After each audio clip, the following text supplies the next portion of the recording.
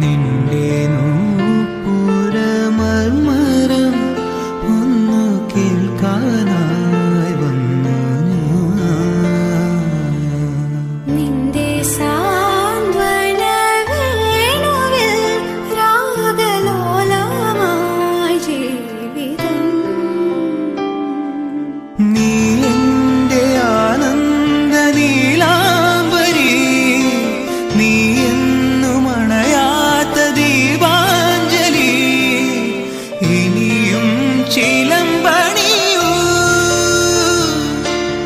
എന്തിനു വേറൊരു സൂര്യോദയം?